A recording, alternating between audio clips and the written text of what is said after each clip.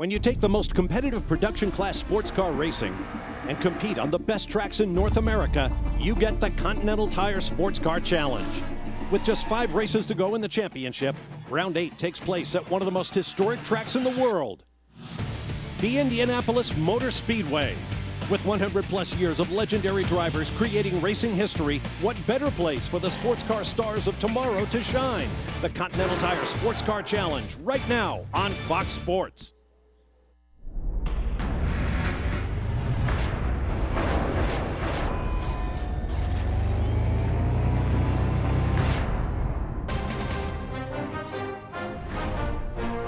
There are some very special facilities in sports. When it comes to motorsports, no place is more special than the Indianapolis Motor Speedway, site of round 8 of the Continental Tire Sports Car Challenge Series for 2014. Welcome to the Brickyard Sports Car Challenge from Indy. Heavy cloud cover overhead. The track should stay reasonably cool, but the action will be hot. Hi, everybody. I'm Bob Varsha, along with Calvin Fish and Dorsey Schrader. Anybody associated with any of more than 50 cars about to take to this racetrack will tell you there's something special about racing and winning at Indy. But Calvin, in both our Grand Sport and Street Tuner classes, there are championships to keep in mind while you race.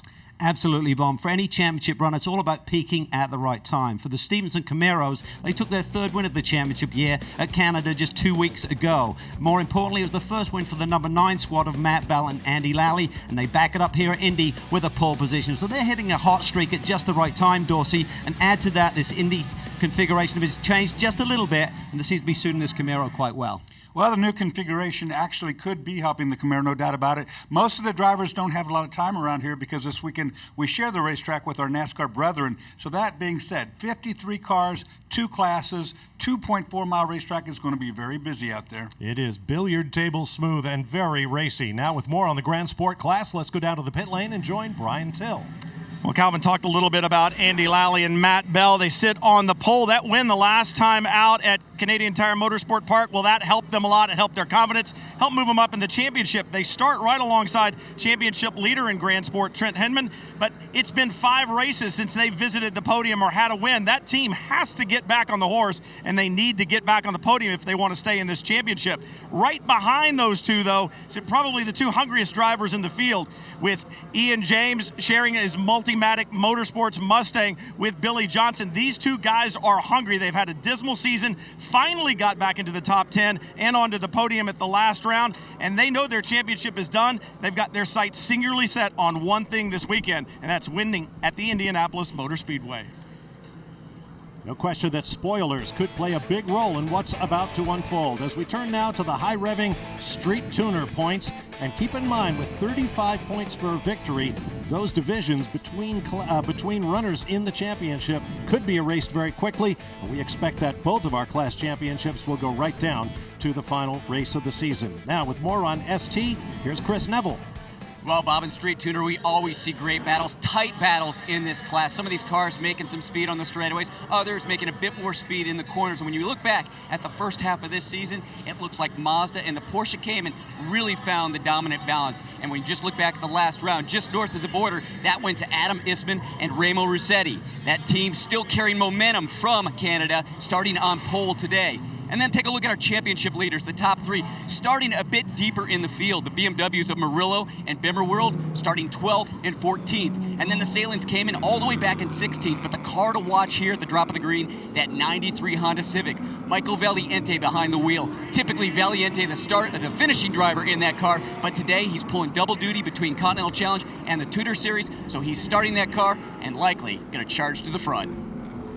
All right, thanks very much. There you see the interior straightaway, heavy braking for turn 7 at the bottom of your screen. Let's turn now to our Corvette race analysis and discuss the storylines. Well, Chris mentioned it, double duty. 10 drivers in the field will be doing that today, taking part in the Tudor race a little bit later this afternoon, including the top 4 drivers in the GS field. New layout this year, reconfigured, resurfaced to a new playbook for many of the teams, Dorsey, as we take a closer look at this track here at Indy.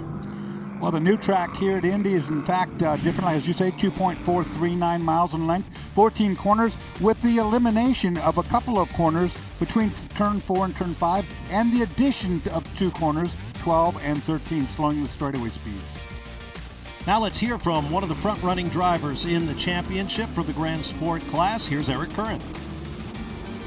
Hi, I'm Eric Curran, driver of the 01 CKS Autosport Camaro Z28R. My favorite parts of this track are coming up in turn 3, the right-hander leading into the chicane. Getting into that turn 3, you want to carry as much speed into that corner as you can. You're turning at the same time, so you're on the gas hard, trying to make a straight run in, on the brakes hard, getting the car to rotate a lot, through the chicane, flat on the gas. Third gear, upshift to fourth just at the exit. It's a lot of fun.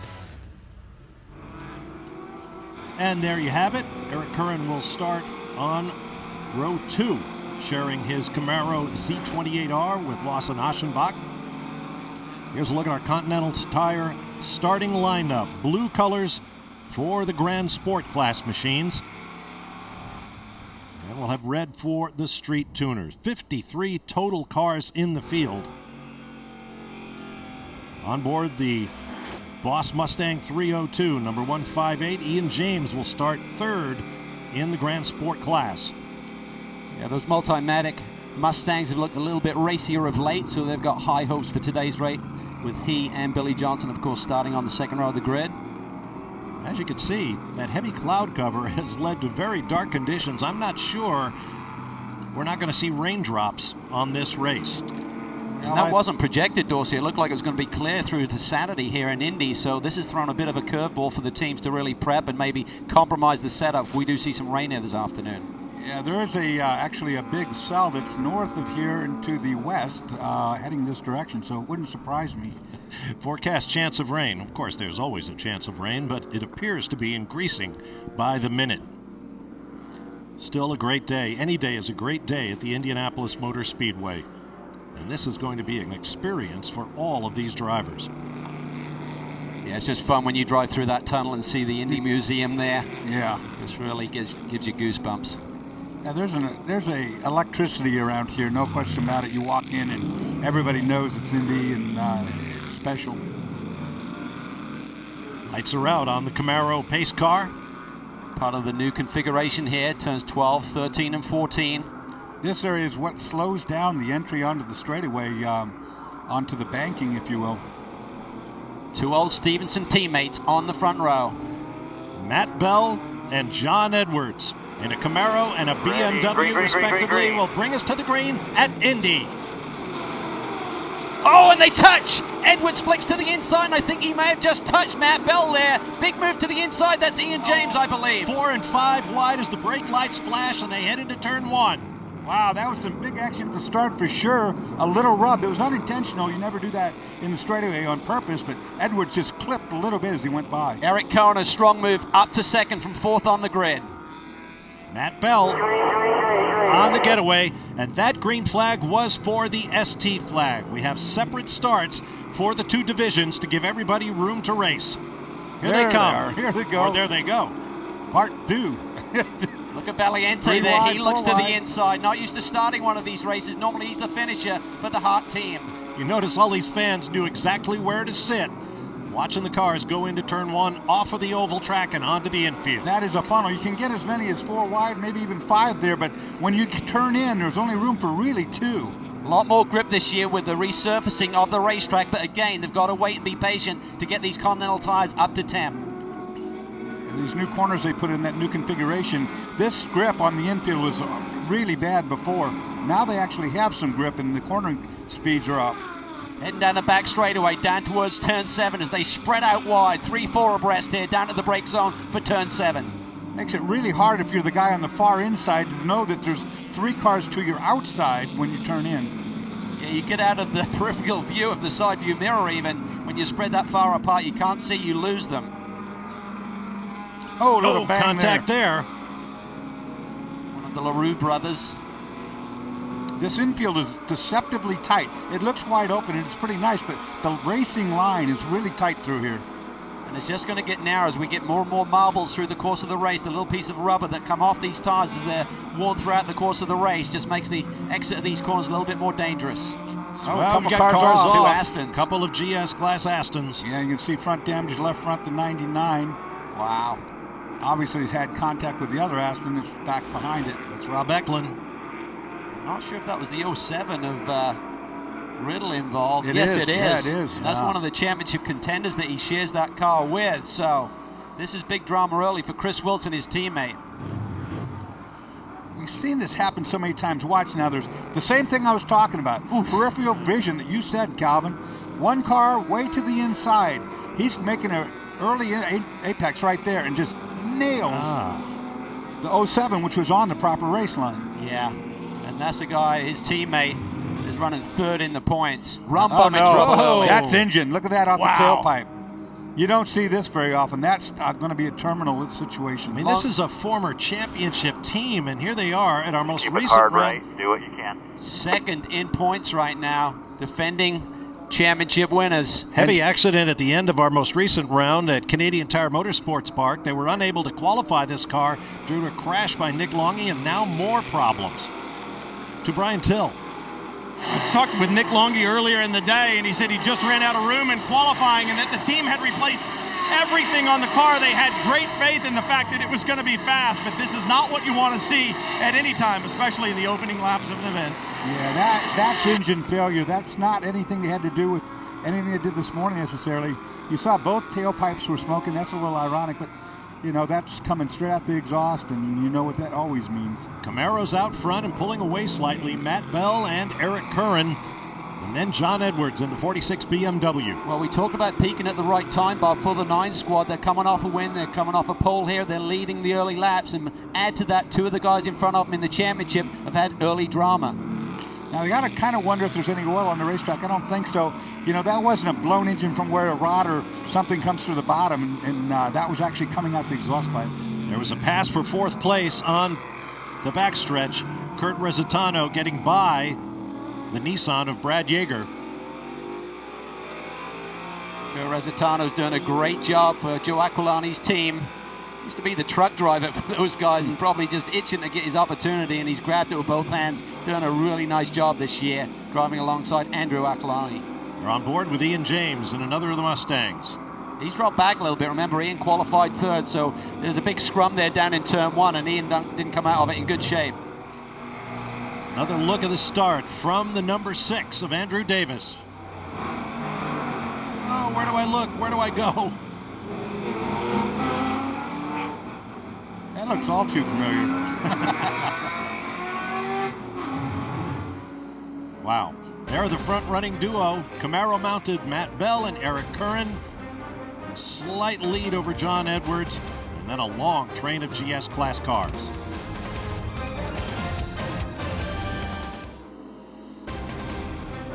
Eyes are on the skies at Indianapolis Motor Speedway as we continue with round 8 of the Continental Tire Sports Car Challenge for 2014 from the Indianapolis Motor Speedway. Bob Varshick, Calvin Fish, Dorsey Schrader with you. Brian Till, Chris Neville in the pit lane. May get wet in the next short while, but hopefully the rain won't last long. Now there's the silver Camaro Z28R, number 9, driven by Matt Bell, already working the ST traffic here on lap number 11. Been a really smooth run here for Matt Bell so far. Eric Curran has stayed close, but Matt's got a better run through traffic right here. Now there was contact at the start involving Bell and the second place car of John Edwards. There's the BMW coming right to the rear bumper and turning the Camaro. Yeah, he tries to swing to the inside, just mistimes that a little bit. And these guys were teammates. They finished 2nd in this championship last year running together, so that's a bit too close for comfort there on the run down to turn 1. Particularly, that's the worst wreck you can have, too. When you get to clip like that and turn upstream into the wall, it's not good. Well, Bell survived, and he leads Eric Curran by less than a second. Oh, look at him. I mean, he's really working traffic, being very aggressive. Got underneath the number 84 Bim World car there, but not easy. Well, I'd say that these guys typically are going to be thinking about tire management in the early part of their stint, but the thought of rain coming, maybe the teams have said, just let it loose, boys. Try and build a gap if you can. Now the second place car in the championship, the Rum Bum Porsche, is out of the race. Brian Till is with one of its drivers. It's not at all uncommon to talk to Matt Plum a little bit early in the race because typically he's the second driver in. But Matt, you're not going to be getting in today. Championship hopes. What does this do with 5 races to go? First of all, I just want to say a shout out to Jackie. Thanks for watching. I'm sorry we can't entertain you today, but we miss you. It's just tough. I mean, you know, lucky's a funny thing. We've had so much of it in the past, and when you got it, you got it. And when you don't, you don't. And unfortunately, the last couple of weekends, we've had a rough patch. So, you know, feel terrible. Our guys worked so hard to get this car ready. in time. They had 2 or 3 days to build a whole new car. And then they fixed it after, qualifying incident. It's just, we got to get back on the luck train. Looking for good luck. But real quick, the guys up top talking about conserving tires. How much conserving do you have to do here in the dry? How aggressive is this surface? I mean, the surface is pretty good. I mean, conserving the tires has always been a little bit of our plan, and certainly trying to make a set go for 2 stints saves you a whole lot on pit stops and gives you a chance to jump some places. But I don't know. We'll watch. We'll see what happens. Yeah, they'll conserve plenty of tires today. Unfortunately, Rumbum out. The other kicker is you have to do 45 minutes drive time to get any points. They're going to get 0 other than 1 point for starting this race, so that is really a rough one. Well, it'll be cold consolation to Matt Blum that the car of his next rival, Chris Wilson, 7 points behind coming in, is also out of the race, we understand. That was the 07 that he shares with Max Riddle, who was involved in another incident in the early laps of this race. Now let's pick up the ST battle. Adam Isman in that 04 Porsche. Those cars really coming alive. We said that when they brought those into the series, that looked like it'd be a really good, on paper, good race car, and now it's coming fruition. It's really tough, and coming off that brilliant run with Ramo Rashidi and D getting that victory at Canadian Tire Motorsports Park, but right now looking comfortable out front, but great run here by Stephen McAleer in the early going. He got around a couple of drivers. He's up to second and starting to put the pressure on. Here comes Cody Ellsworth in another Porsche. Just a few car lengths behind McAleer's Mazda. And then Michael Valiente, who held off Ellsworth's Porsche for as long as he could. But now the Porsche is passed. Uh-oh. That might bring a caution out. That's 87, one of the Jason Montgomery, yeah. Porsches that's stuck in the gravel trap. Stuck in the gravel over here at Turn 4. Too Thank aggressive. Back end just came out. Look at your map. Everybody has one on the screen. Copy that. Right? He's not going anywhere. Now, you look out on the racetrack, and there's some tire, here's our full course we were talking about. We have our first full course caution of the race. Let's take another look at what happened. Kind of loses it by himself, Dorsey, on the entry to turn 4. They used a little bit of brake there on entry. I don't think he was attempting to look down the inside of that car directly in front of him, but just loops it around, a lazy spin, but there is gravel around those first 2 or 3 turns, which means you're going to get stuck immediately. There's no way out. There is a massive gravel trap outside turns 2, 3, and 4. A veritable beach. It's claimed its first victim. We'll take a break and return to Indy.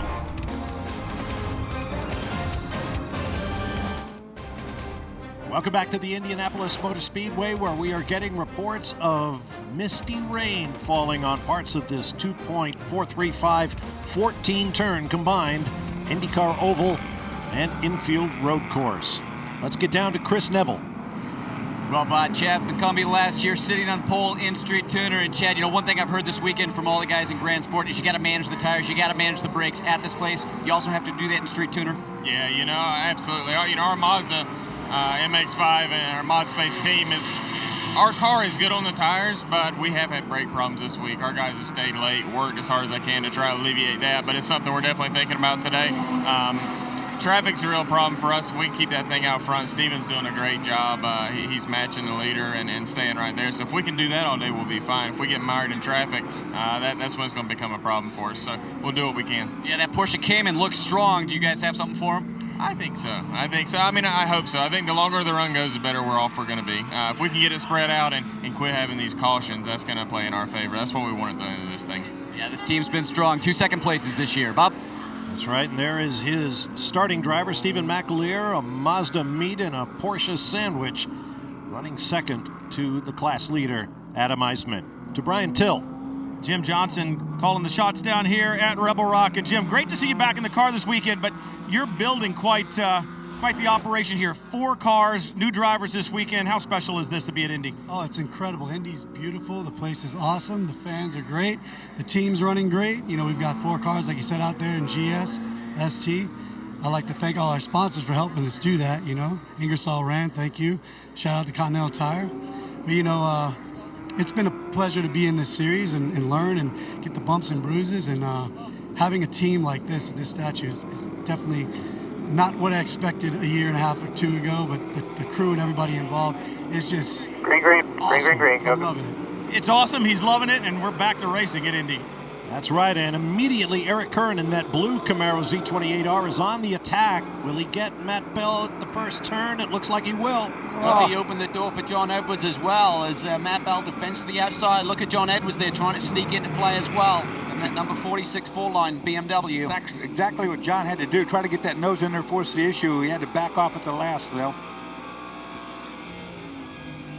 Now 2 penalties have been levied against 2 of the ST class cars for pitting when it was inappropriate for their class. They split the pit lane. GS cars come in first, then the ST cars. So 2 cars will pay a penalty with a stop plus 40-second stop. Stop plus 60. That would be Seth Thomas in the 82. And I'll have the second car for you in a moment. Let's get more from Chris Neville now. Well, Bob, just checked in with CKS and Eric Curran right now, second place in GS, and I talked to his teammate Lawson Aschenbach about what's going on with that car, and he said, you know, the car really good here. This is a brand new car, and he said it works great. The only thing they're really having to watch at this racetrack because of this very long front straightaway is the brakes. He said we've been burning up brakes all weekend long, so tire management not at the top of our list. It's definitely brakes with that Camaro, and he said the brake cooling system a little bit different on his car than what you see on the Stevenson Camaro. They just haven't gotten to that level yet. The other ST car being penalized is the 33 Nissan of Vesko Kozarov. So we'll see those cars in the pit lane shortly. A moment ago, you heard from Jim Johnson, who has a neat day job. He's a hip-hop music producer, working with the likes of Beyonce and other stars of popular music. He's a really cool guy, put a great team together, and he understands marketing and promotion, as you can imagine, being in the record industry. So I think his team's going to go a long way in this sport. Good to have him in the series. Quite a little dust-up going on right here. Yeah, good traffic jam going, high speed. Of course, Jim Johnson's car in the middle of that. Yep. Right there. Got a mix of ST and GS cars. Oh, dear. Look at this. Look at this little mess. 5 wide. Wow. Woo. And it funnels down, door, so you can get in there together, but suddenly that curb comes up. Looks like you and Neville going to Starbucks in the morning. It's like Neville and I try to get into the door first. The outside of that corner is that massive gravel pit.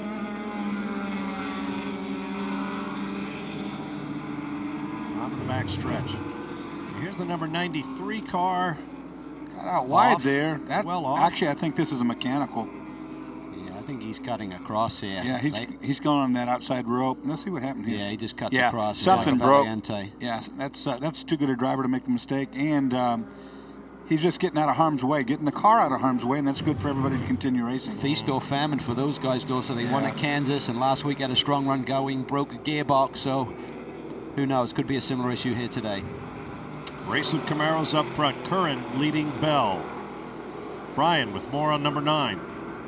Bob just checked in with Andy Lally, who's Matt Bell's teammate. He said, I don't know what happened on that restart. We got to get back up to the front. I asked him, what's more important, the championship to come out of here with good points or win at Indy? He said, no doubt, win at Indy. I want another win here. Yeah. The championship, it'll take care of itself, but I really want to win. The other thing is his foot is still bothering him. If you'll remember back to Watkins Glen, he had severe burns when the heat shield broke in the car, and it burned his right foot. It's even more tender this weekend as it's healing. So Andy Lally a little bit hobbled, but still wants victory bad. Yeah, that is the problem with burns, and when you're a race car driver, you know, you don't get weeks off, so you're almost healed and everything's good again, then you go do it all over again. And Andy is one of the 10 drivers in the field for this Continental Tire Sports Car Challenge race that are doing double duty. They'll get a brief break afterwards, then climb into their Tudor United Sports Car Championship machinery for another 2 hours and 45 minutes. And it is really brief. It's about a 20-minute break between races here with the compact schedule. There you see all of the guys pulling double duty here. But some of them, I mean, John Edwards starting. That's not, unusual. He and Trent Henman have been chopping and changing that starting driver situation all season long for 4-line. But certainly here this weekend, he's got to jump in the Rahal BMW here later this afternoon. So it gives him a chance to get out of the car and recoup a little bit. But Eric Curran, you talk about wanting to taste victory here again. He and Lawson Aschenbach won here, the inaugural event here back in 2012, so they've kissed the bricks once. They'd love to do it again. This is the third visit to the Indianapolis Motor Speedway for the Continental Tire Series. Although, as we mentioned, this is a reconfigured racetrack. Nobody had raced on this circuit before today. Here are your leaders. We'll be back.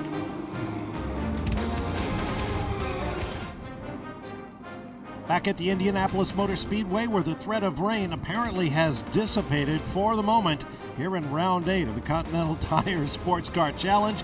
In comes the safety car, lights out. In come 2 of the GS competitors. Yeah. Meanwhile, 2 we go Stevenson green. Camaros as we go to green, and I'm a bit confused here because I don't think the pit lane was ever opened for the leaders to have this opportunity. We're past the 45-minute mark. They would get championship points, the drivers who started the race, so a little bit of confusion here, I think, for everyone.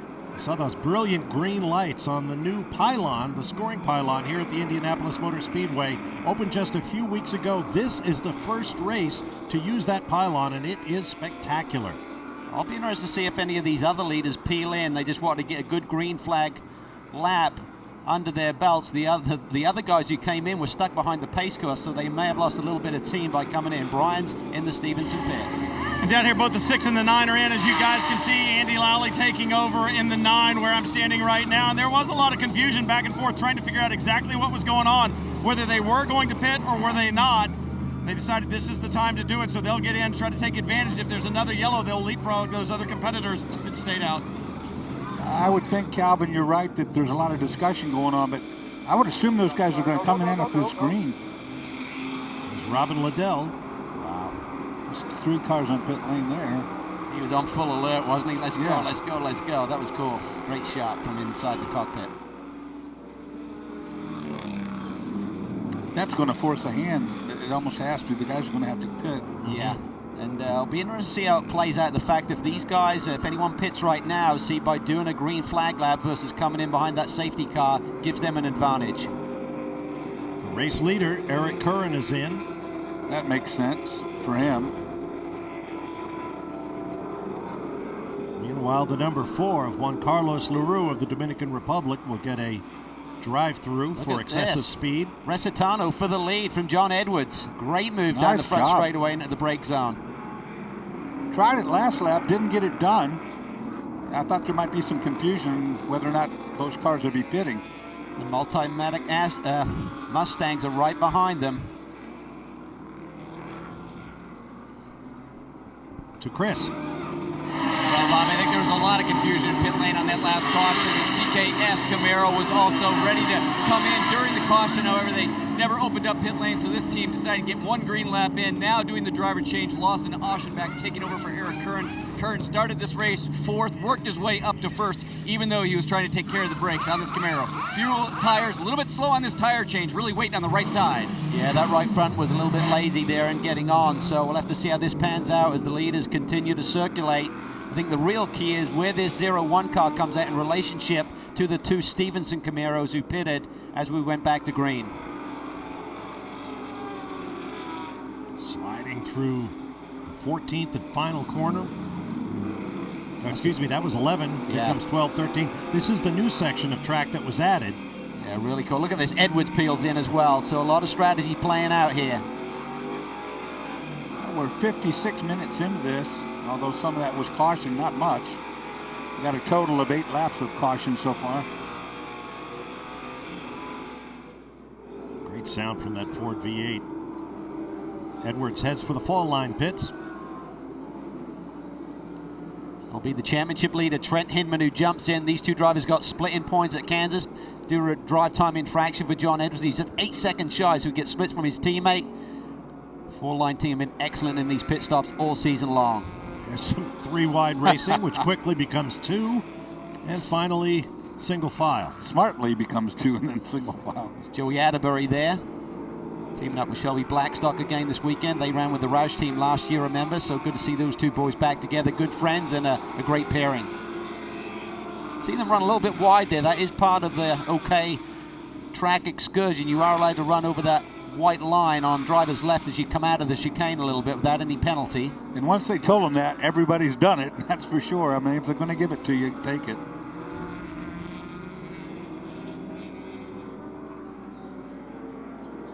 Bob just checked in with Multimatic to see if they were going to be coming to pit lane 2, bringing both of their Mustangs in. Larry Holt just told me in about 8 laps, he said he's not biting on what everybody's doing here in pit lane. He wants to really wait till their window opens up. He doesn't want to come in just because everybody else is coming in. So both of those cars, Ian James and Scott Maxwell, running second and third right now. But the 15 car, some problems trying to get that car into third gear. Maxwell's been struggling with that all race. And speaking of struggles, we understand the 9 car is coming back in. There it is, reporting a vibration. Wow. Major vibration. You're hoping this is a tire that's loose or, wheel that's come loose. You're hoping it's not a driveline issue like a drive shaft. Yes, he came down pit lane. I wasn't sure if I could see something at the right side bodywork, so maybe it is a tire issue. Let's wait and see. Let's listen to the... Vibration like we got a wheel loose or something. That's Andy Lally. Talk about momentum. This could be a momentum killer. Coming off a win, sitting on the pole, leading early, Brian. They're going to change the left front. And when Andy Lally did bring it to a stop, the car kind of shimmied side to side a little bit, like something was loose. I didn't see the left front loose, but that's what they're going to change for now, and they'll see if that'll fix the problem. Well, I'd go with all 4 right there. When you don't have a vibration like this, you don't know what it is, shotgun the car. Put everything you can on it at that one pit stop. Because if you didn't get it right, you might not be coming back. And this is going to hurt him. There's a huge pit lane delta. It's a massively long pit lane here, and it costs you about 47 seconds coming down pit lane. So with the pit stop they just did, and with this subsequent stop for Andy Lally, I'm sure he's gone down a lap here. Andy's felt that before. That's a serious situation. Speaking of a problem on track, the 33 is off. Already penalized once in this race. Vibrations don't go away. They only get worse. And if you don't get back to that pit lane on a long racetrack like this, well, you get stranded out there. It's the end of the day for you. Let's go. Cars are off behind the wheel. Sarah Talman started this race. This is a great little team that really came on form last year. Look at this battle here. Whoa, it's tight. That's good stuff. Those MX-5s, man, they put on a show, no doubt about it. All the little Mazdas. Sorry, Laura Talman. There you see the order through the top 5. You see cars pairing up, much as the big stock cars do on the super speedways. There's obviously a draft to be exploited here. Oh boy, caution. This will really hurt the Multimatic boys. Because all of those other teams that have made us stop and stayed on the lead lap will be right behind them. Yep. And they're going to be wanting to hit pit lane here shortly. So you roll the dice a little bit, it can bite you. Haven't heard what this is about yet. Just past the 1 hour mark of this 2.5 hour race. Now we're not sure if this is the reason for the caution, but watch the number 98 get turned. It wouldn't be that, because both those cars are going to continue on with no problem. That's just a little rudeness out there. Bit of debris coming off. That's Bob McCallion in the Camaro. Now this is probably why the caution. Vesco sitting on the side of the road, they have deemed that to be an unsafe area. I kind of agree with that. And they will tow him away. Well, while the safety crew is out there tending to matters, we'll take another break and return in a moment to the Indianapolis Motor Speedway and the Continental Sports Car Challenge. Welcome back to Indianapolis. The Camaro pace car is off the track. We are back to green flag racing. The top 5 cars, all GS class cars, have yet to make a pit stop as Kurt Rezzitano leads them to 1. What a great job he's been doing at the front of this pack. 3 Mustangs going at it hard right now for the lead, Dorsey. Haven't seen that much this year. Mustang group up front. And certainly with Kurt Rezzitano being the lead of those guys. Joey Atterbury right in there. He's in the 4th spot. Actually, Atterbury's the first of the cars that have pitted. He pitted way back on lap 15 of this race. And just clarification why the pit lane didn't open. That was actually a debris yellow, which is like a short version to really speed things up, get back to racing action. So that's why the pit lane didn't open up for the leaders on that earlier caution period. The Stevenson Camaros, who waited as the track went green to make their pit stops, are now well down the order. That's luck of the draw, unfortunately. Of course, a lot of race left to go, too, so it's not disastrous. It just sets you back a ways. On board here with the 6th car, Robin Liddell, Andy Lally right in front of him, but he's basically a lap down to the leaders and almost a lap down to his teammate right here as Robin looks to the inside. Oh, that was too close for comfort. They need to communicate that one, Dorsey, because Lally's a lap down. He shouldn't have been fighting it hard, but Andy doesn't want to give anything away. No, that was not for a position. You're at the end of their lap. You are now a lap down to Robin. You guys didn't even tell me where he was. Yeah, I think Andy's Is frustrated. Robin the leader? No, Robin's not the leader. Yeah, Andy's trying to just get a grasp of what situation he's in, and that's really where the communication comes into play, Dorsey. You know, as a driver, when you have a bit of a problem, you need to keep the driver aware of his total awareness in the race, what's going on. Robin's behind you, he's going to put you another lap down. Leaders are in front of you, a lap ahead. Yeah, and he of course, shouldn't fight it that hard. And he's trying to analyze the car problem that he's got too. So I mean, he just came in and had that fixed. So he's trying to do his best to concentrate on his car, relay any message that he can. So he is right now 32 our pits. leaders in, yeah. That makes Ian James the new leader in the 158 Mustang. Brian. Kurt Resitano climbing out, Andrew Aguilante climbing in. They know they have a good car here this weekend. They want to do well. The drive with this solid rear axle on the Mustang is good off the low-speed corners, and it's good under braking as well. So they've got a good Mustang underneath them. Just different strategies being played on the pit stops down here. Calvin talked about it. The 14 from Dorn Racing was in moments ago as well. BJ Zacharias taking over for Brad Jager. They too think they have a good car, but with these different strategies, we're just going to have to wait and see how it plays out. More cautions could change everything. Phoenix Performance Group do a really good job of building a lot of race cars. They build a lot of SCCA cars, and they field a big team of cars, so it's always first-class equipment, and they're really putting on a good show here. Multimatic running 1-2 right now. Spoke to Larry Holt this morning. I said, how come you suddenly got some speed? He said, well, to be honest with you, we've finally switched to the Multimatic shock package. He said, I've been selling so many of them. He said, I'm not going to put them on my car and I can sell them to someone else. He said, we switched a couple of races ago. It took a while to get up to speed, but you could see at the Watkins Glen race, they had cars that were really quick again. And there you see a little signal there from Maxwell. Waving the 41 car by. This is not a pass for position. Whoa. A little bit ugly down there, Dorsey. Switched underneath. Oh, I think James may have a problem. He suddenly slowed there. He missed a gear, possibly couldn't get it in. Balked somehow. That was strange. To Brian.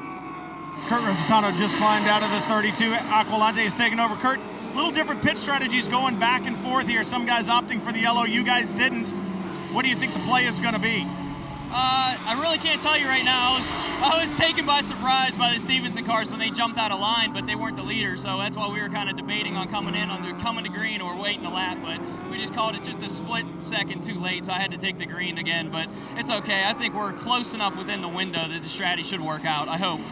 They got their fingers crossed, running very, very well here this weekend. They've been putting on an impressive showing the last couple of races. Maybe it'll all come good, and there wouldn't be a better place than Indy. Well, how it might come good for these guys who haven't pitted yet. We've got an hour and 21 left on the board. These cars go about an hour on fuel, so they're going to make a pit stop here shortly. The Multimatic, Aston Martins, along with the Phoenix car. If they got a nice, healthy caution period, Dorsey, maybe they could do it on just one stop here today. Looked like a young man to me that just had fun driving a race car. Yeah. All Awesome smiles. job. Yeah, really good job. He was leading the race. That'll make you smile. It's a great story. Pretty chaotic stint as well. Good to see the Mustangs up in the front again. These guys have struggled, the Mustang mark, throughout the year, but something's gone right for them now. Most of that being that the Stevens cars have been put to the back for the pit stop. Pierre Kleinebing, boy, oh boy, up 20 spots, up to second spot right now in this Subaru. Pierre, one of the best of the drivers in this type of car. So many championships under his belt. The 158 is in. The 15 is in. Chris? Yeah, Bob, actually the 158 and the 15 is in. Now, I'm just speculating here. I think Ian James may have given the position to the 15 car because that's how they come down pit lane. It was going to make them a little bit easier to enter their pit boxes as this team finally decided to do tires and fuel on these Multimatic Mustangs. And you guys talking about teams building cars. Well, when it comes down to the FR 500 and the Boss 302, Multimatic won 3 championships with these Mustangs, 30 race wins, and we see the 158 beating the 15 out right now. And right now what's in development is that GT350 for next year. We should see that car on the racetrack later this September. Problems here for the 15. You see the eyes behind that helmet lets everybody know there's trouble on the racetrack. Billy Johnson's going to be out there driving that car now, the 158. And we know what he knows to do is go towards the front. I mean, he is really fast. Frustrated too, Calvin, I would think. He's not had a good year. No, I think it was great to see him run at the front of the pack again in the last round, finishing second there. So He's just got such talent, and they've just been struggling a bit with the setup on these cars early part of the season, but they're starting to come good, and that won't be long before we see Billy Johnson and Ian James, I think, in victory circle. When you're as talented as he is, and of course Ian is, and you have a bad year going, it gets under your skin after a while. I mean, it drives you nuts that you can't win. You should be winning, but it's just not. Well, he finished his tenure with Roush with a great win at Lime Rock Park to finish off last season, and you would expect him to transition over to another very successful team in a similar car and have the same type of success, but it hasn't gone that way so far. You saw the way he exited the pit lane, turning behind the curb before joining the active racetrack. That's a bit of a change from previous years when the pit exit would dump the cars right out onto the racing line just as they entered that corner, and that led to some chaos. Now let's go back to Chris. Well, Bob, Scott Maxwell leading the race when he came to pit lane. And Scott, when you got out of the Mustang there, you looked pretty frustrated. Now talking to the team, what's going on? We had a problem with our jack. Couldn't open the door, couldn't close the door, so we couldn't really get our driver change started until the end. And then we had a problem with one of the window nets. Jade's running a cool suit for the first time, and I think it caught up. So cost us a few seconds, but we're not in this for the win. We don't have the speed, but top 5 maybe if Jade can stay out of trouble. Some problems here in pit lane, but I also heard you having some issues with the transmission. Yeah, we've had trouble all weekend, and it's getting worse. Just grinding second to third, so it's really hurting me coming onto the main straight. I gotta shift slow, but everyone's got problems, so I can't cry too much about it. The car's pretty good, and Multi-Mat do a good job. Yeah, team, challenging weekend right now, but just a couple weeks ago at Canadian Tire Motorsports Park, 2nd and 3rd up there. Yeah, that was quite a run for the team. And you gotta love Maxwell's comment. Everybody has problems. It's how you react to them that determines who wins. We'll take a break and return to Indy in a moment. Back at Indianapolis, the ST class leader is in, Adam Eisman, handing over to co-driver Remo Rositi. Boy, did he have a weekend up in Canada. Won everything that ran the weekend, I think. A couple of Into the Lights races, ST class in the Connie race. I think it won 3 back-to-back. That's hard to do. I mean, it's a lot of driving and to win all 3 of them. Over 2 classes. Really talented young man. Worked with Michael Valiente through his karting shop.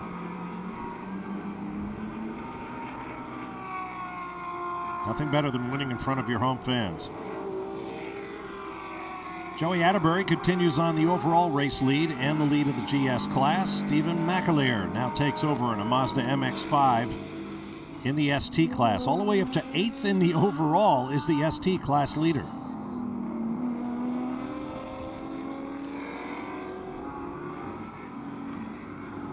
Brickham's looking pretty racy in this car. Obviously, they're a lap down at the moment in the number 41. David Empringham, former Atlantic champion, sharing with fellow Canadian John Ferrano. Former champion in this class, too. That's right. A couple of years ago. Nissans keep getting closer and closer. I mean, it looks like a good package. Kevin Durant had the only one for a long time. He was campaigning on his own, but now there's more to play with. Yeah, Timbal Racing's out there. He and Dane Cameron but having some strong performances. Finished 4th at Mazda Raceway Laguna Seca. A few issues along the way. It's a brand new team. It's certainly showing shines of potential, that's for sure. And there's Joey Atterbury, who is our Dodge Viper SRT halfway leader. And we expect him to pit immediately thereafter, so timing is everything in life. Yep. If you can do that again at the other half, we'll be all right. Not sure why he'd need a pit on the next lap. He last pitted on lap 15 with a ton of yellow. I would have thought he could stretch the mileage a little bit further. He's not in his fuel window yet to get to the finish, so. Well, maybe he'll stretch it a bit. Pierre Kleinuming just behind in that brightly colored Subaru. Interesting mechanical combination in a racing series that is full of them. Former ST driver champion in this series. And it's a shame to see Pierre not really have a full-time ride starting out this championship year, but great to see him back in action. He is absolutely one of the most talented drivers in the world, particularly in a front-wheel drive car. So much success over the years, World Challenge Championships and success here, and he's got a couple of extra wheels this week, Doris. Yeah, that's something different for him. Like you said, he had so many championships, so many race wins under his belt in different configurations of car, primarily front-wheel drive. But, you know, with this car, the nuances of the car itself, he'll get adapted to right away. we are not out of the woods as far as weather goes, boys, either. I think we're not too far from maybe seeing some more sprinkles coming along. That might shake things up a bit. Yep. And looking at radar, the second. Oh, no, and around goes the 9. The 9's off. Did it get help, maybe? Wow. What a day for there's the 9 another team. Camaro right there. Oh, boy. That's the 01. Yeah, Wow. I'm thinking there's more to this than what we Did just they Wow. get together? Is there damage to the left rear corner of the 01? Yeah, well, that's the banner he just ran over. Oh, look at this big damage to the right rear, taking it slow, bringing it real slow. Right rear, toe links Broken broke. suspension. Yeah, and I think the left rear may be out of kilter on the 01. Oh, the BMW got in. That's Hinman. The 9 and gets look, turned right into Aschenbach. Wow. So Lawson Aschenbach in the blue Camaro, an innocent victim.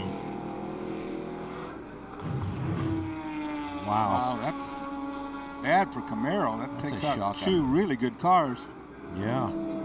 Andy Lally and Trent Hindman. Let's take one more look at actual speed. Now remember, Andy Lally's Oh, going yeah, the down wheels lap. broke. Yeah. He hit him right on the wheel. The BMW got into the right rear, broke the toe link, and then there was really not much else he could do. Tough break for these guys, just as they clawed their way back into championship contention, and another rough day for the 01. Tell you what, Curran and Aschenbach can't catch any breaks. Chris? Well, Eric Curran down here trying to listen to the team, trying to listen to his co-driver out there. Eric, I think you've had a chance to take a look at the replay, also listening to what the team is saying. What's Lawson saying on the radio?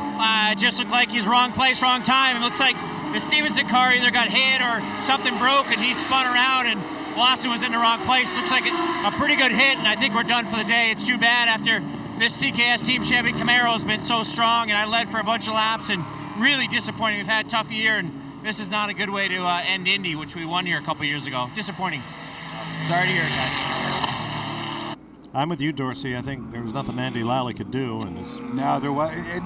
On the replay, I saw that the contact was on the tire directly, and you could see that it broke the toe link. Yeah. From that point, it was just a matter of, just like Eric said, being in the wrong place Yep. at the right time. There's the 9 in the pit.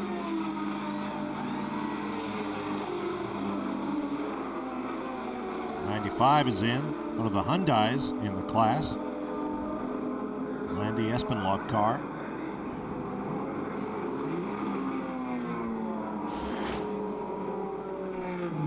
He heads back out. Sebastian Landy currently driving. They are first in ST right now. Of course, that will have changed with the pit stop, and it looks as though the 9 may be finished. I think it got it on both sides, front and rear. If you look at that right front, I think when you jack it up, it's going to tilt out. Something's broke there. Yeah. Surprised they're not trying to get it behind the wall and try and fix this somehow, just claw some points out of this race. Well, Andy Lally, always interesting on the radio. Let's hear what he said after the contact. 46 car definitely hit you in the left rear, or the right rear. Obviously got some pretty substantial damage, so. Well, we didn't hear Andy, but maybe that's good. Yeah, it's a spotter talking. Oh, there's the hit. Now look at the wheel. See it bent? Yeah. He's already broke that toe link, and he spins right across. Wow. See those behind taking evasive action. Could have been a lot bigger. Another break. We'll be back to Indy.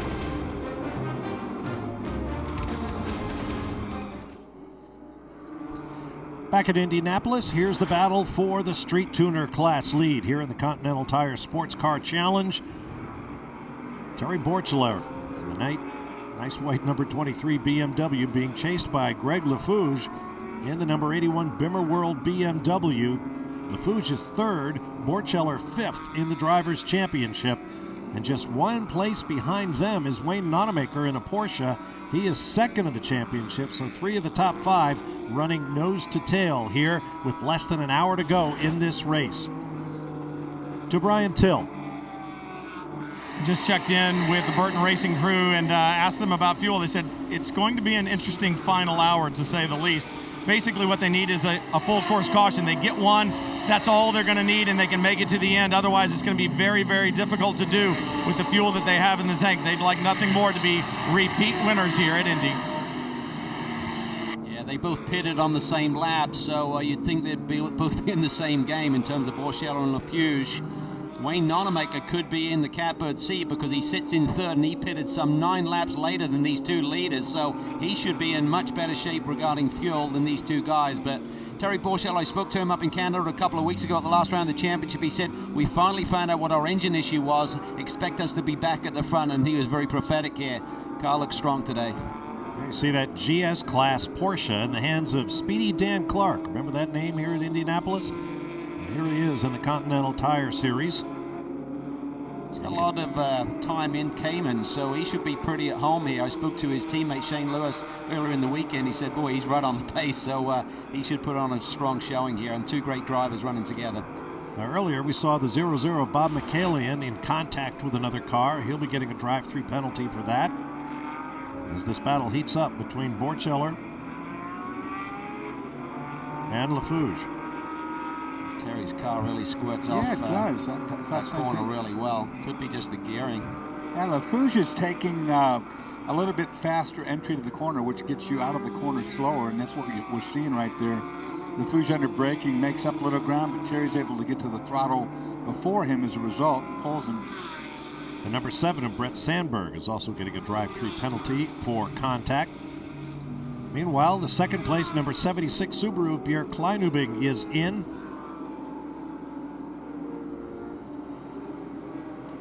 Should be scheduled pit stop.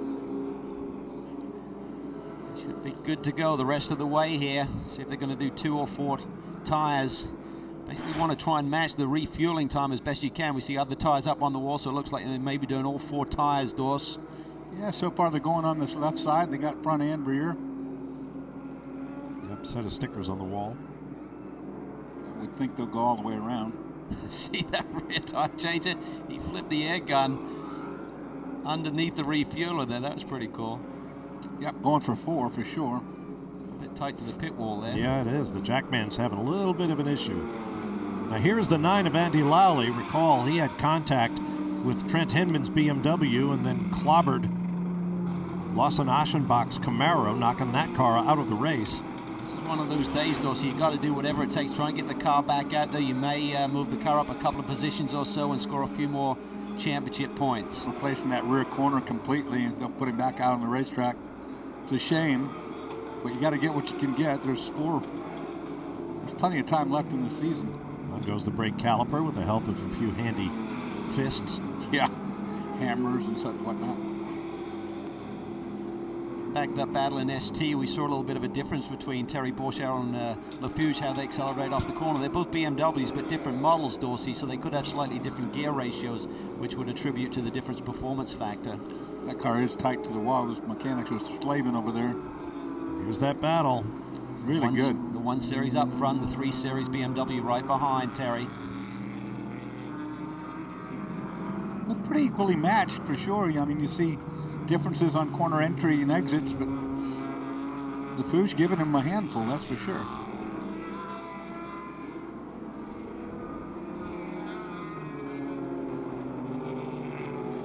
Here comes Nonamaker. Good run here. Yeah. The red and black Salins car. Got McCumbee right behind him, though. Great little battle. All these leaders running very similar lap times right now. In the 42s in traffic. McCumbee just a 10th quicker than Nonamaker on the best lap of the day, and they're a couple of tenths clear of our current leader, Bourchiello, in terms of fastest lap. So everyone has similar pace, but we know that Nonamaker's in much better shape, as is McCumbee. Oh. Tyler Cook, who made up 17 spots in the first hour plus of this race, appears to have a terminal issue. Well, that car is still running. I'm not sure yet if he's got an oil line off. His engine's still going. He's still under his own power. He knows better, and he's offline in case because he knows he's dumping oil. That could be. Oil pressure on this. There's no real reason to kill it. Okay, no real reason to kill it. Yeah, and it is a blown-up engine, Bob. It's no oil pressure. Yeah. Team is saying don't melt the thing down. Yeah, no need to kill it further. But That smoke already tells me all I need to know. It's killed. Yeah. And you noticed with those close-up shot of the car limping around the racetrack how much debris there is out there right now. The 6 is in now from second. Yeah, leaders are pitting here. 48 was in. I think that may have triggered the domino effect here. 46 is in it also.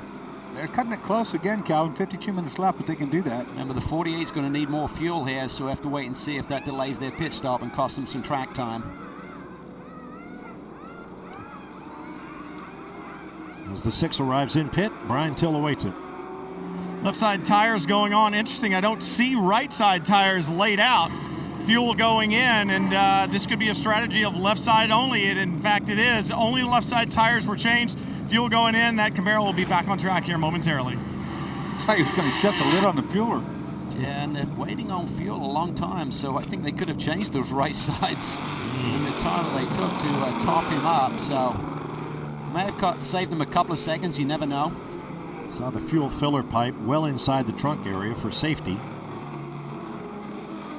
And that 45-mile-an-hour pit lane speed limit feels so slow, especially in a pit lane as long as this one. We'll take a break and return. In the pits at the Indianapolis Motor Speedway, the race leader is in the pit lane, and Brian is there. Andrew Aquilante brings the number 32 to a stop. Left side tires, it looks like, only down here at Phoenix Racing as well. We saw that at Stevenson Motorsports a little while ago, but they had a problem with the fueling. I talked to Mike Johnson. He said it would have worked, but it just took too long for the fuel. We had some type of problem. Let's see how well it works out for the guys down here at Phoenix. Fuel still flowing in, and it seems to be taking them a while. This should be the last load that they need. The left side tires are on, waiting for fuel. Finally, it's in. They're away. I should also say that Andy Lally was back on track in the 9. They've gotten that car back out as well. Chris?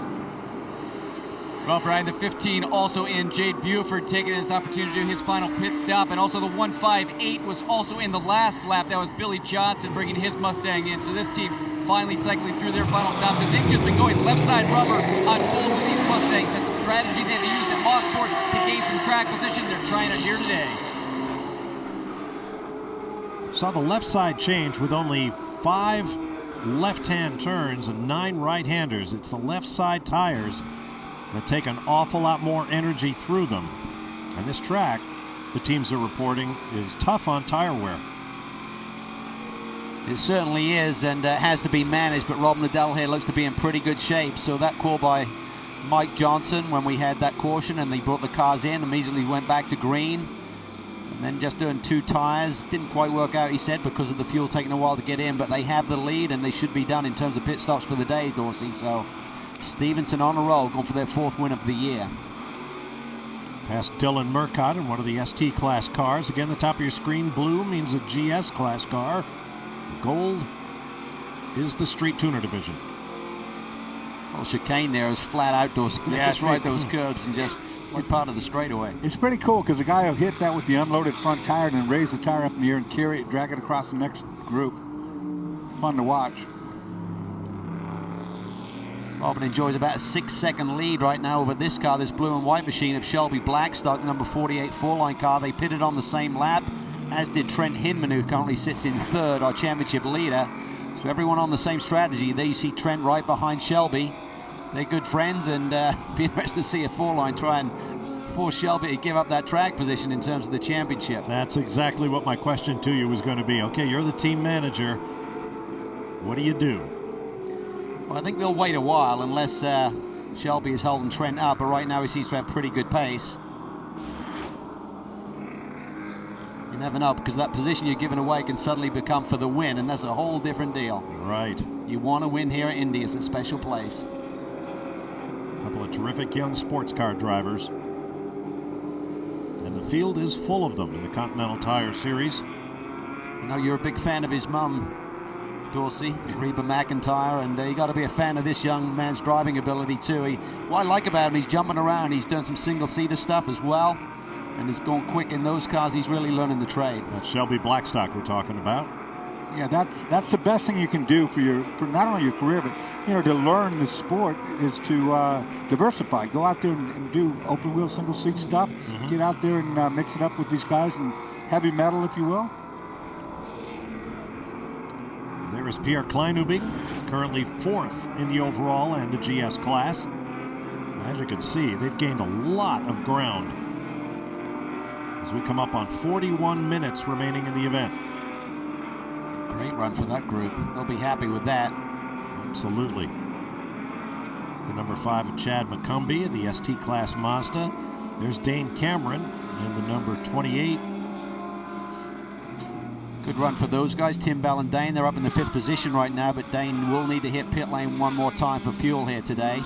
Last pitted on lap 34, which is some 20 laps longer stint right now than some of the leaders. Just one pit stop for that car thus far. So there you have the top 5 in the GS category. We'll be back with more as the final 40 minutes unfold here in the Continental Tire Sports Car Challenge.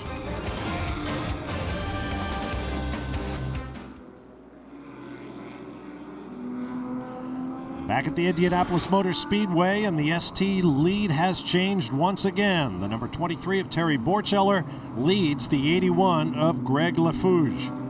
And it is tightening up. Look at Ramo Rashidi. He's right there. Look in the background, too. You got Nonamaker coming. McCumbee is coming. This is going to be a battle of 5 cars here for the leaders. Rashidi really starts to put the pressure on LaFouge. In the front of that, they're trying to save fuel. No way to save fuel when you got all this heat from behind. Well, exactly.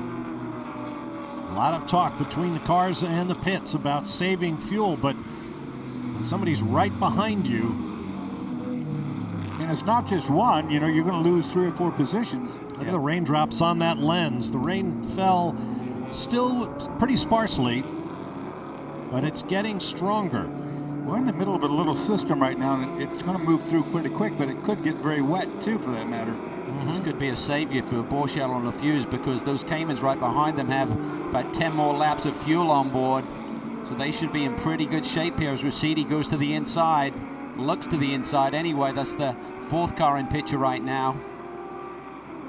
Boy, is he on a roll. I mean, momentum in his side in favor. Terry's getting held up there a little bit. Sure, these teams are all looking up too and checking radar and so forth because it's going to be hit and miss. We got 32 minutes left to go.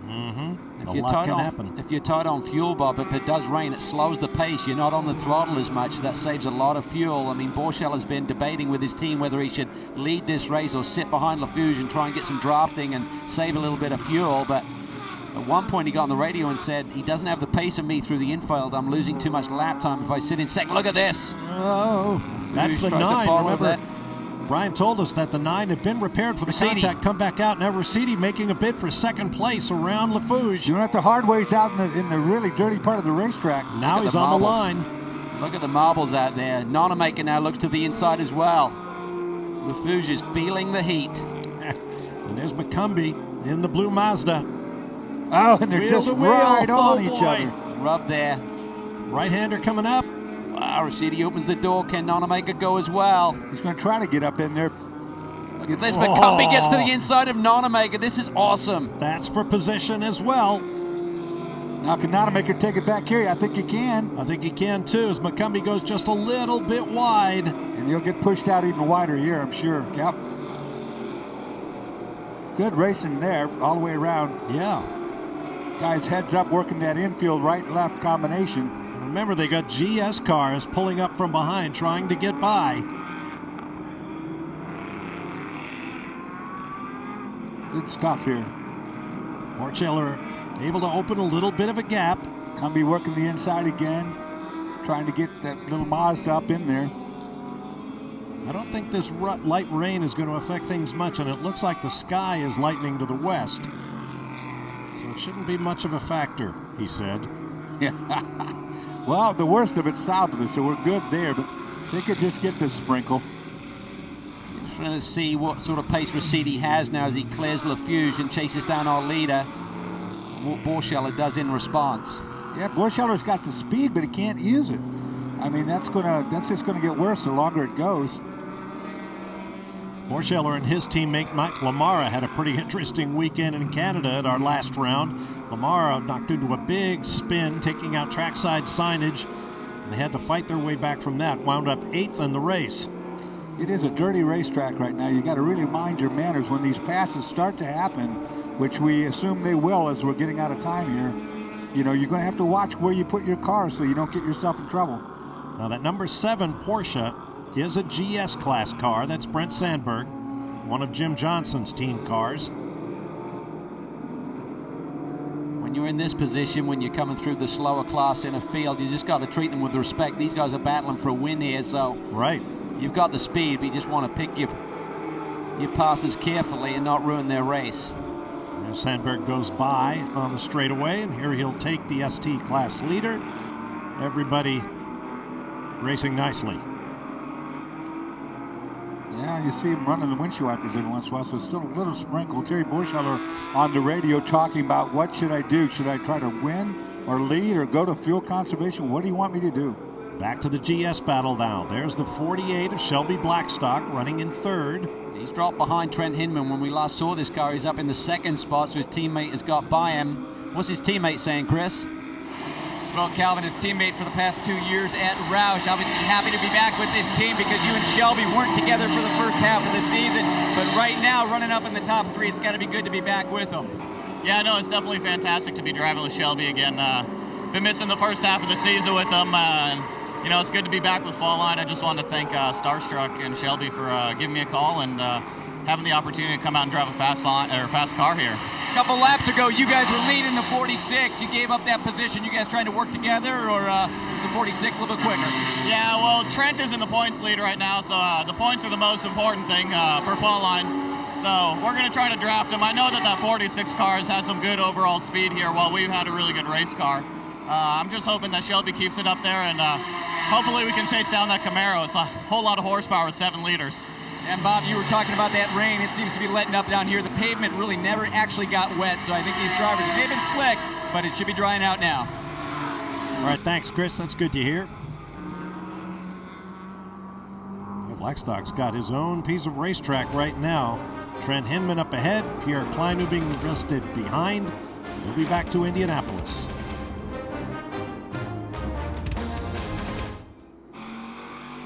Back at Indianapolis and the Continental Tire Sports Car Challenge here on FS1. Bob Varsha along with Dorsey Schrader and Calvin Fish up top. Brian Till and Chris Neville are in the pit lane, and you ride with race leader Robin Liddell.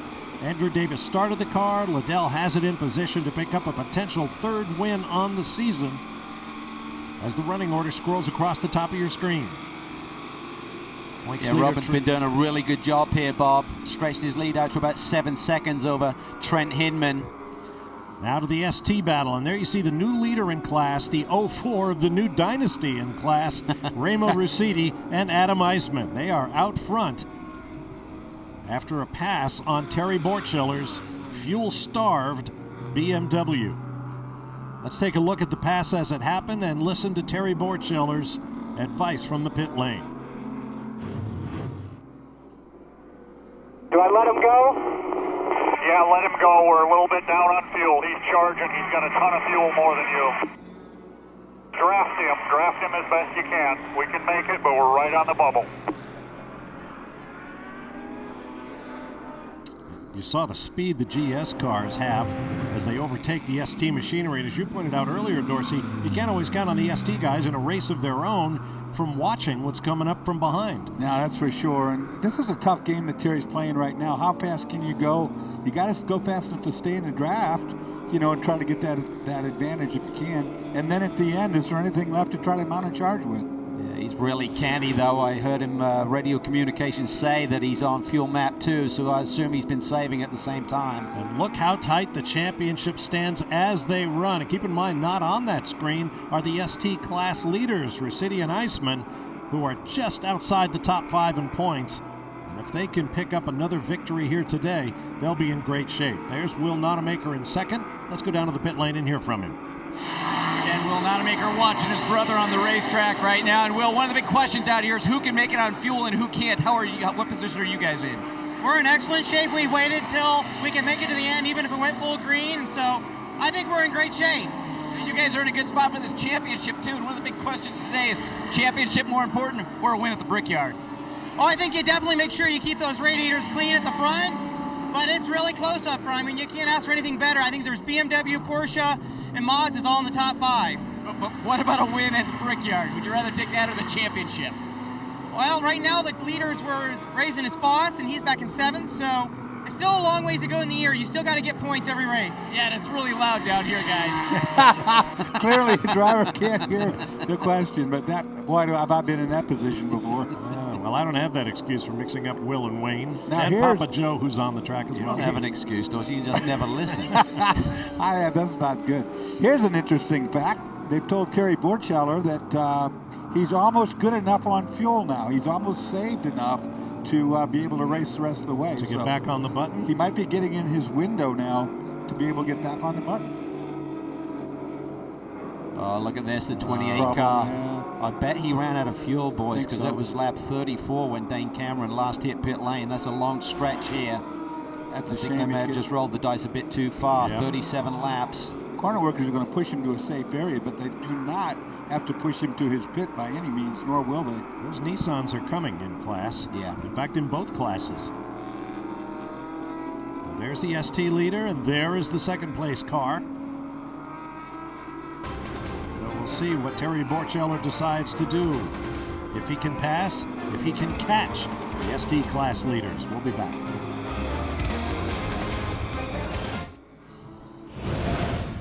Welcome back to Indianapolis. Here's a look at some of the key moments of this Continental Tire Series. Contact on lap 1 as James Edwards got into the back of his old running mate, Matt Bell. Yeah, that was pretty wild there. Then you see the pack up down into turn 1. Look Heavy at this, contact Declan here. into Riddle. Wow, what a hit. Big punch, center punch right there. That took Max Riddle and his teammate, Chris Wilson, a championship contender, out of the points chase. Eric Curran, he won here in 2012. He wanted another victory on the restart. He takes it to Matt Bell and takes the lead, Dorsey. Good run down into turn 1. These guys knew exactly where each other were. John Edwards close behind there, the number 46 BMW. Michael Valiente with a mechanical problem gets off the racetrack safely. Big moment here. Hinman gets into the rear of Lally, breaks the suspension, and he goes across the racetrack straight into Aschenbach and takes him out of the running. Andy Lally was able to get that Camaro back to the pit lane. The Stevenson crew fell on it, and they were able to get him back out, but he's running well down the pack. Change of lead in the ST category. Raymond Rashidi going for 2 in a row here. Takes the lead from Terry Borcheller. He continues to lead in class. So Robin Liddell in the number 6 Stevenson Camaro is up top. Now, moments ago, we saw the 76 under heavy braking at turn 1. Pierre Kleinubing missed the corner, and it turns out he hurt his tires to the point where he lost the left rear trying to get back to the pits. Yeah, we heard some radio communication, like it's some kind of ABS issue, Dorsey. He obviously flat spotted enough, it then exploded as he tried to get back to pit lane. There's our Continental Tire Brickyard Sports Car Challenge race recap. Liddell and Rusiti leading their respective classes. 3 cautions thus far. The most we've seen in the 2 previous years here is 6. Chris Neville is down with the 76. Okay, go. Yeah, Bob, just keeping an eye on this team as they're changing out that left rear tire. Obviously a huge explosion there. That Continental Tire just kind of coming apart in terms of some of the body work on that 76 car, but running 4th, obviously going to drop back in the order now. Back to 12th right now. Like you said, Calvin, being a rear tire, that would have either been explosion due to a flat spot and or a puncture, one or the other, because the rear tires on these cars don't hold up that much weight, and they would never fail from anything but a puncture or a flat spot. He's still trying to reset the ABS on that car. Been in communication with Carl Thompson, the team leader, in terms of how he can really get back into the running here, because they had about a 30-second lead. They're running in 4th spot, about a 30-second lead over the 5th place car at that time, but obviously with the pit stop now, they're well down the order. Now, before we went to break, we talked about Terry Borcheller being given a clearance by his team to use a little more fuel and catch Remo Rusiti on point, but what's actually happened is Rusiti has opened that gap further, now almost 3.5 seconds. Yeah, he's about half a second quicker than Terry on that last lap, so he seems to be in full control. We know he's got enough fuel on board, so that Cayman, as we said, has been coming strong. They're going for 2 in a row. These type cars don't have onboard computers like the pro car classes do. So when they say that you have enough fuel, it's speculation, really. I mean, based on fuel mileage math that was done by the crew chief when the car came in last. So it's anybody's guess how much Terry really does have. Look at this. The 07 is back out there, so TRG have really performed some magic to get that 07 that took that big hit on the opening lap back out there, just trying to get some points for Chris Wilson here, who came in at this race 3rd in the championship. There's Corey Lewis, currently third in ST. Look at all the debris on the outside of these corners. Guys got to be real careful. Going to have a big track cleanup at some point. One more break and we'll take you to the checkered flag here in the Continental Tire Sports Car Challenge from the Indianapolis Motor Speedway. Stay with us.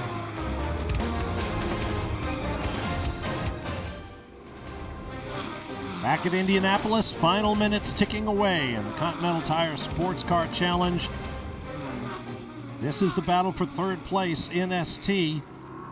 Make that second place, Terry Borchell in the 23. Oh, that was tight.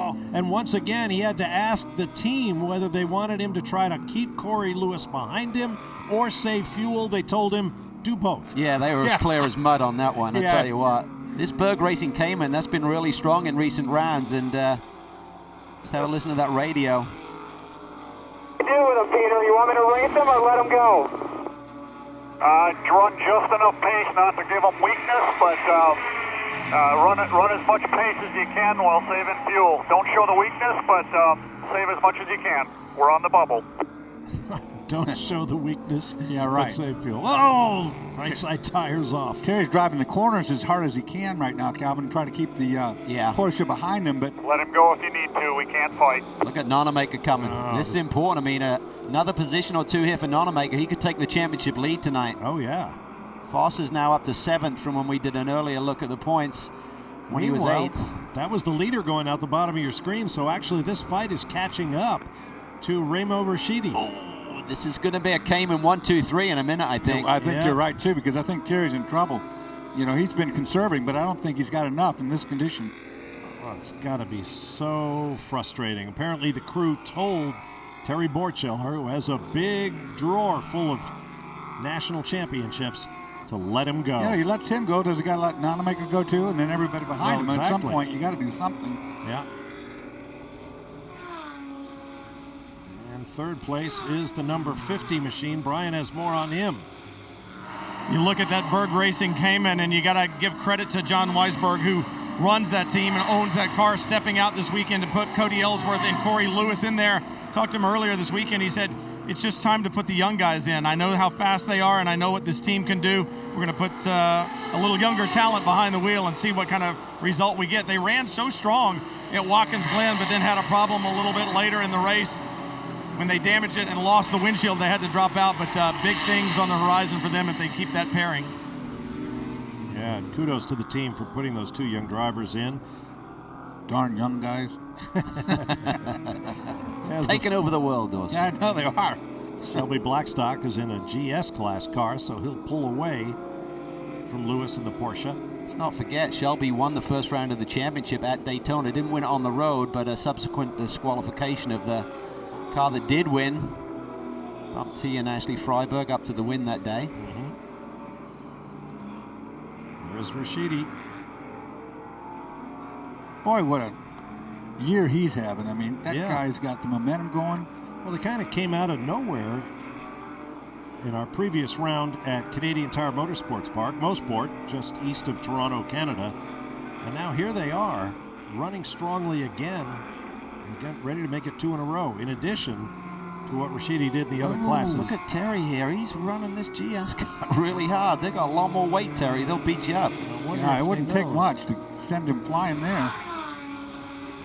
I think it's a really hard spot for Terry Borchella. You have a rhythm driving, Dorsey, as you know. Look at the explosion down here. Yeah, there's tire debris everywhere in that corner.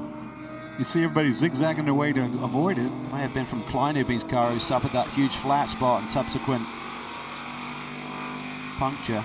Meanwhile, up front, Robin Liddell cruising along with a 5-second lead over Trent Hinman. Hopefully our camera mount's gotten loose and that it's not that much vibration in the car. Still going to be a good points day for Hinman if he can hang on to this second spot. Liddell's going to close the gap, obviously, who's coming hard. I think he's 18 points behind coming into this round of the championship, but Plum, Wilson have had trouble here today, so Hinman is going to take advantage of that in the points. Now this is for position, the 14 of BJ Zacharias and the 32 of Andrew Aquilante, door to door, and sometimes door into door. Yeah, that was for 3 corners in a row. Yeah, this track is pretty cool for that, Dorsey. It does allow you to go side by side. You're going to have the inside line for the next corner. We've seen that several times too. As long as you got a driver you can trust, you can just stay to the outside of him. You'll have the inside for the next corner. So Aqualante's up into 4th. Zacharias drops to 5th.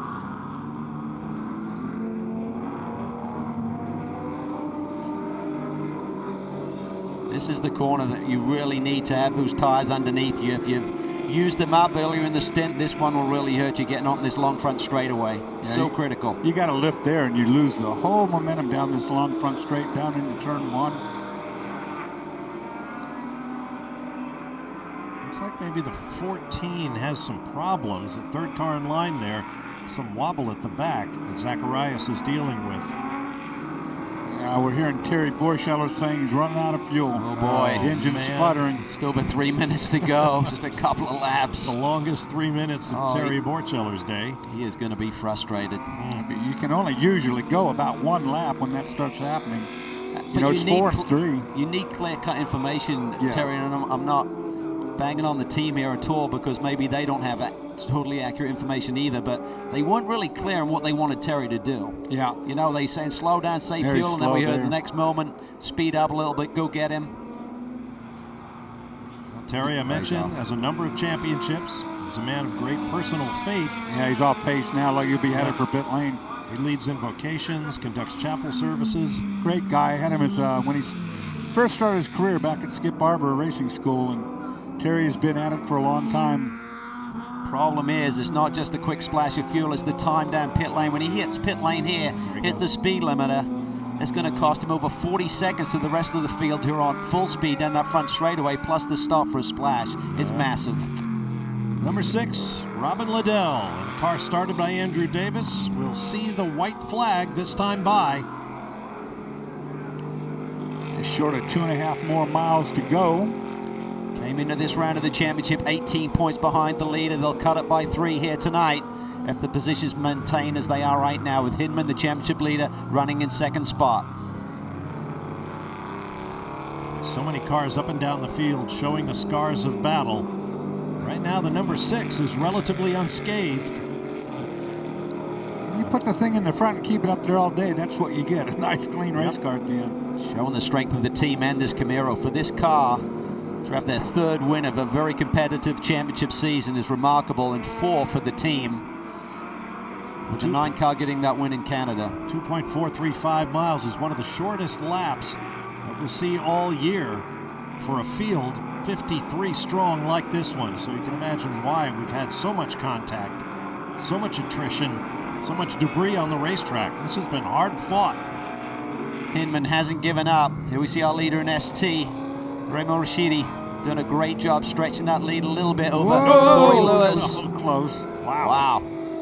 Almost a hip check. That could have been. That was Lewis who's running in the 2nd spot, so he's pushing hard. 2.5 behind our leader right now. Be awfully lot to make up in half a lap. Yep. Without a mistake being made. Rashidi has not made any mistakes lately, Mommy. He's just winning everything. Well, I tell you what, though, Eric Foss, the championship leader, is now up to 4th with all of these fuel dramas for other cars. Eric Foss up to 4th spot. That's huge.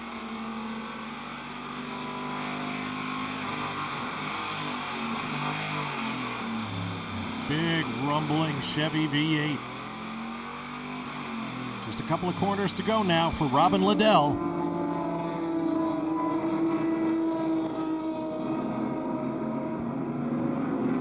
Swinging onto the front straightaway. He's got a gap that would allow him to coast from here to the finish line, as he and Andrew Davis pick up their 3rd win of the year with victory here at Indianapolis, and that means something special. There's Andrew. Wow, that is really cool, guys. 3rd victory for each of the 2 drivers. This one out of... I guess he's still going along. The 04 team with fingers crossed on the pit wall. Looked like that car was slow for a minute. Yeah, it did. He's got a problem, I think, Yeah, I guys. think The he's out of 04, the fuel. leader, has a problem.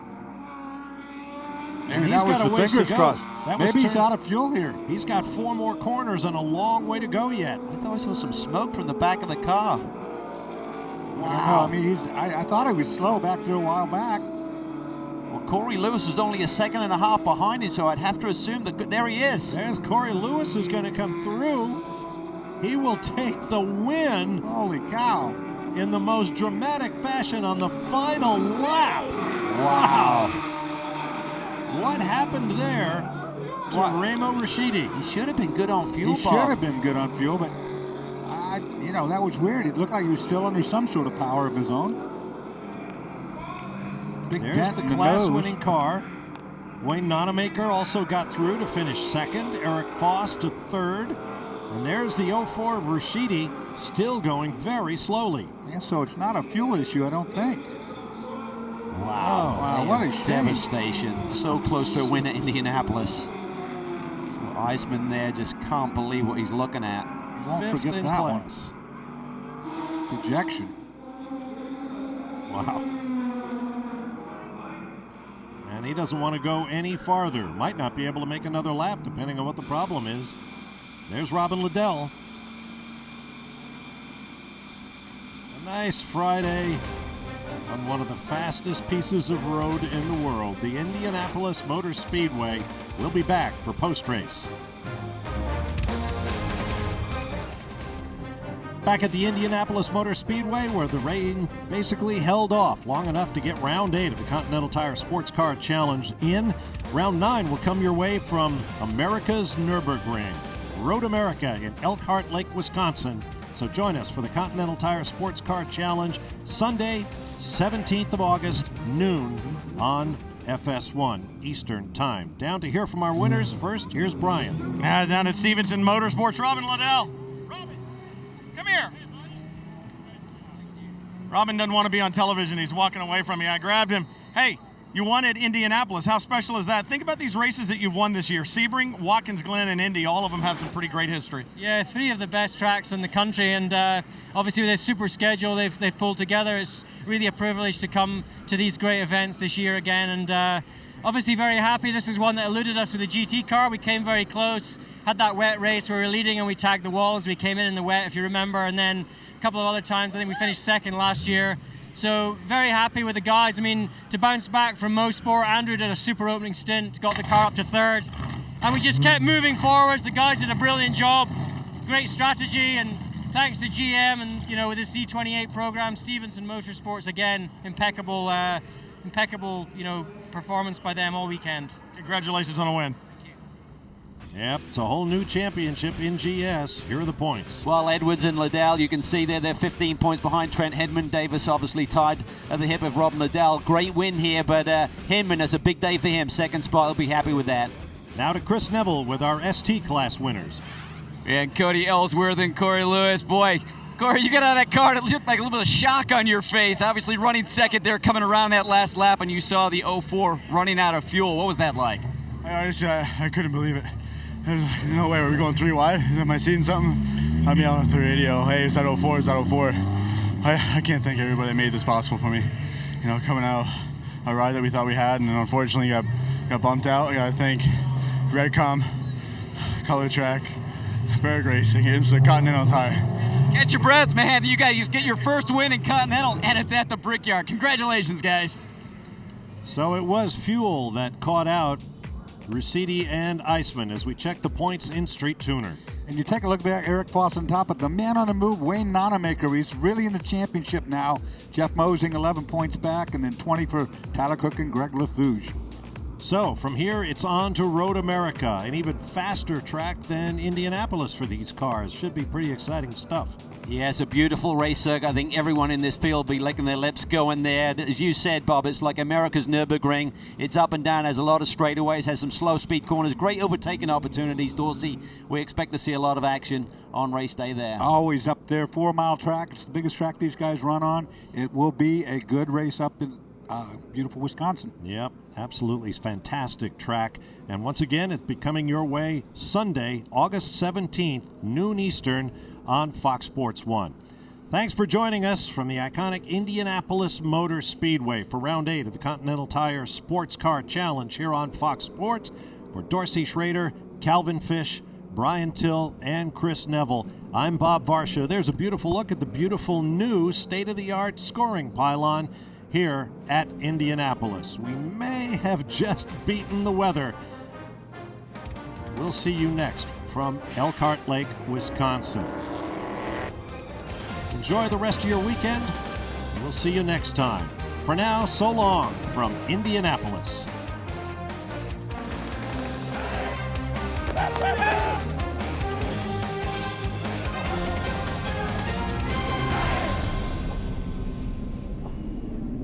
Yes!